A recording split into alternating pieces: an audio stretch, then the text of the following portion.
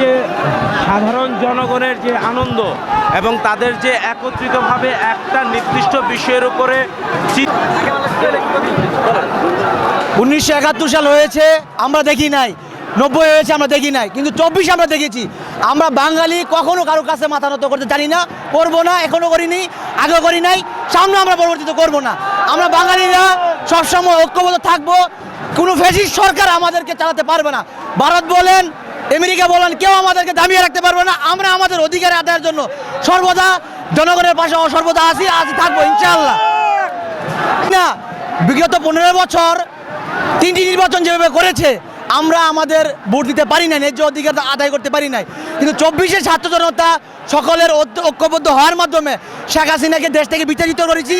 আমরা আবার এই 32 নম্বর ভেঙে দেওয়ার মাধ্যমে বলে দিতে চাই যে শেখ হাসিনার এই ফ্যাসিস্ট সরকার আর কখনো বাংলাদেশে ফিরে আসতে পারবে না। আমরা দেশের মাটিতে ফিরে এনে তার ফাঁসির কার্যকর করে আমরা 24-এর জনগণ আমাদের ঘরে ফিরে যাব, এটাই আমাদের উদ্দেশ্য। এর বাইরে আমাদের কোনো উদ্দেশ্য থাকবে না, থাকতে পারে না। মুজিববাদ আমরা চাই না। মুজিববাদ একটি ধর্মের নাম, কোনো রাজনৈতিক সংগঠনের নাম না।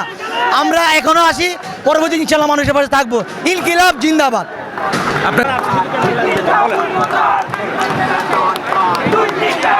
আমি এদিকে 32-এ এই বাড়ি ভাঙার জন্য আমি এসেছি। আপনারা দেখতে পাচ্ছেন যে আমার সন্তান মানে আমার ছেলে বয়সীরা এই 32 নম্বর ভাঙছে এবং আমরা এসেছি। আমরা কেন 32 নম্বরে ভাঙতে এসেছি? মূলত কারণ হচ্ছে শেখ হাসিনা আমাদেরকে যেভাবে অন্যায় অত্যাচার করেছে, শুধু ক্ষান্ত হয়নি, আমাদের দেশের টাকাগুলো লুট করে সে বিভিন্ন রাষ্ট্রে পাচার করেছে এবং সে এখনও ক্ষান্ত হয়নি।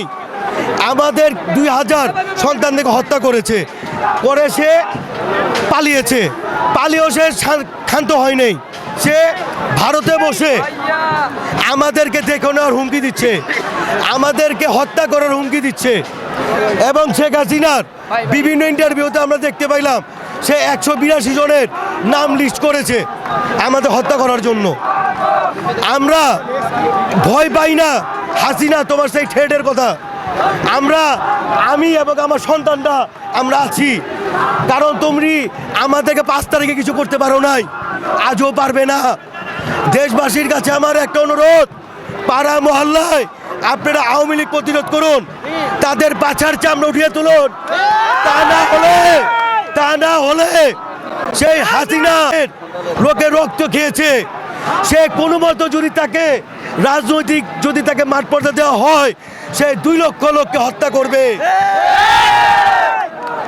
আমার সকল রাজনৈতিক, বিশেষ করে বিএনপি তারেক রহমানের কাছে এবং জামাতের নেতা শফিকুর রহমানের কাছে আমার একটি আবেদন, যেহেতু আমি জনতা, আপনারা নির্বাচনের জন্য ফালাফালি করেন না। এখন আগে আওয়ামী লীগের বিচার চান, পরে নির্বাচন করেন।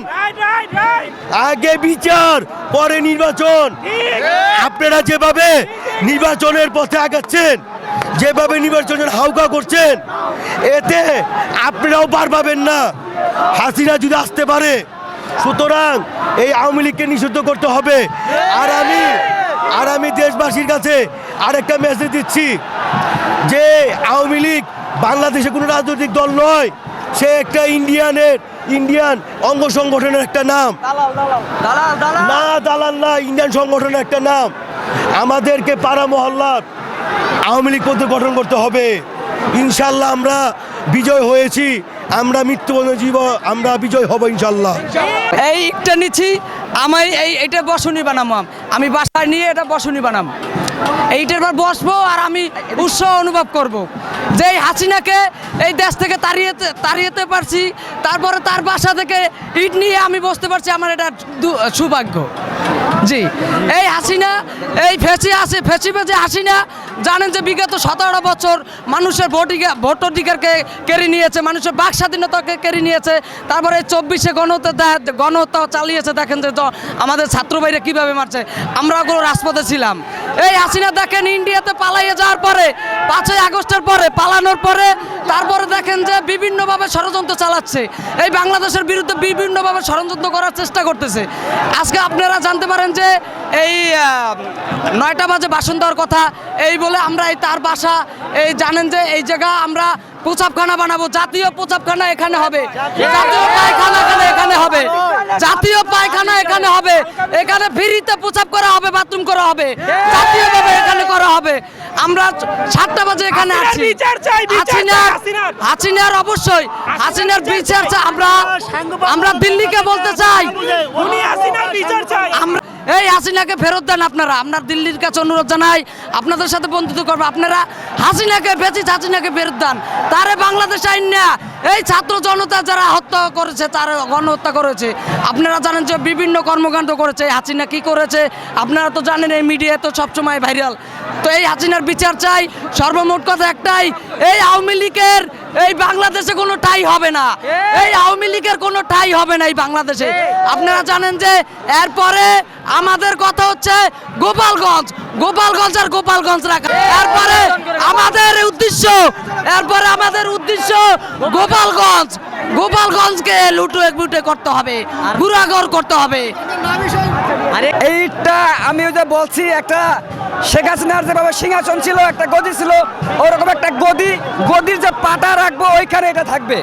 আর আজকে এটা বলতে চাই যে বাংলাদেশের প্রথম বাকশাল স্বৈরাচার শেখ হাসিনার পিতা শেখ মুজিব, তার এই আস্তাখানা আওয়ামী লীগের এই ধর্মশালা, বাংলাদেশের জনগণকে হত্যা করার ঘোষণা দেওয়া হতো, বাংলাদেশের জনগণকে নৃশংসভাবে হত্যা করার জন্য ষড়যন্ত্র করা হতো আওয়ামী লীগের ধর্মশালা থেকে। আমরা এই আওয়ামী লীগের ধর্মশালাকে ভেঙে গুড়ে চুরমার করে মাটির সাথে মিশিয়ে দিব। শেখ হাসিনার উপরে বসে ভারতবর্ষে একের পর এক দেশ বিরোধী ষড়যন্ত্র করে যাচ্ছে। 24-এর এই ছাত্র জনতা আমরা কখনোই স্বৈরাচার পতিত শেখ হাসিনাকে বাংলাদেশে দ্বিতীয়বার রাজনীতি করার সুযোগ দেব না। শেখ হাসিনা মাঝে মাঝে বলে টুপ করে চলে আসবে, আমরা শেখ হাসিনাকে বলি আপনার টুপ করে আসার দরকার নাই, আমরা আপনাকে চাই আপনি দেশে আসেন। ভারতকে বলবো আপনারা যদি বন্ধু হন শেখ হাসিনাকে ফেরত দেন। শেখ হাসিনা বাংলাদেশের জনগণের সাথে দীর্ঘ 16 বছরে যে অন্যায় অবিচার করেছে, তাকে যদি 100 বারও ফাঁসি দেওয়া হয় তারপরেও তার বিচার কম হয়ে যাবে। আমরা ভারতকে অনুরোধ করব, যেহেতু আপনি বলেন ভারত আমাদের নাকি বন্ধু রাষ্ট্র, যদি আপনি বন্ধু রাষ্ট্র হন তাহলে শেখ হাসিনাকে ফেরত দেন। স্লোগান হবে ভারত যদি বন্ধু হও ফেরত দাও, ভারত যদি বন্ধু হও আওয়ামী লীগের রাস্তা না ভেঙে দাও, ঘুরিয়ে দাও, জনে জনে খবর দে, মুজিববাদের খবর দে, জনে জনে খবর দে, মুজিববাদের খবর দে, দিয়েছি তো রক্ত, রক্তের বন্যায় বেসে যাবে অন্যায়, ওয়াসিম সাইদ মুগ্ধ, শেষ হয়নি যুদ্ধ, ওয়াসিম সাইদ মুগ্ধ, 36 না 32, 36 36 36 না 32, 36 না 32, 36 না 32, মুজিববাদের আস্তানা ভেঙে দাও, ঘুরিয়ে দাও, জনে জনে খবর দাও, মুজিববাদের খবর দাও, আওয়ামী লীগের খবর দাও, জনে জনে খবর দাও, মুজিববাদের খবর দাও, আওয়ামী লীগের খবর দাও, জনে জনে খবর দাও। দিল্লি না ঢাকা, দিল্লি না ঢাকা।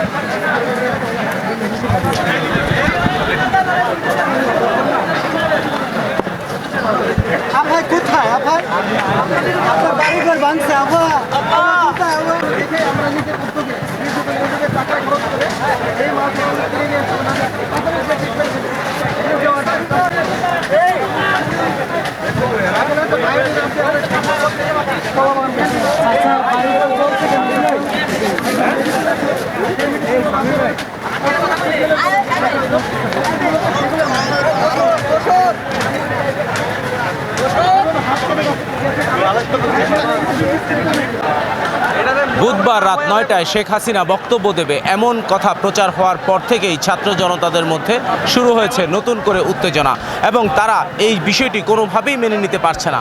ফলে এক সময় তারা নিজেরাই ঘোষণা করলো যে তারা এই উচ্ছেদ অভিযানটি শুরু করবে এবং 32 নম্বর বাড়িটি সম্পূর্ণভাবে চূর্ণ বিচূর্ণ করে দেবে।